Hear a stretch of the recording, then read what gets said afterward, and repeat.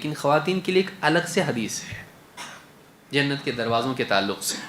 اللہ کے نبی صلی اللہ علیہ وسلم فرماتے ہیں اذا صلت المرأة خمسها وصامت شهرها وحسنت فرجها واطاعت زوجها، 4 کام کرو۔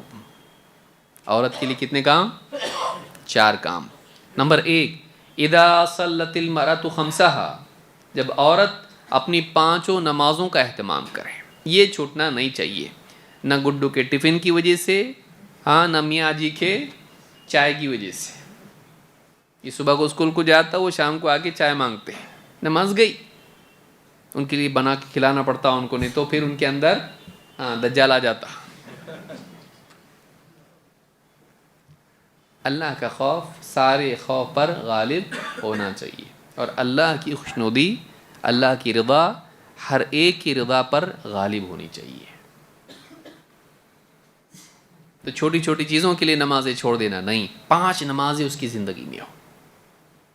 کام اور آرام، اس کی وجہ سے نماز کا کام تمام نہیں، نمازوں کا اہتمام ہونا چاہیے، 5 نمازیں ہونی چاہیے۔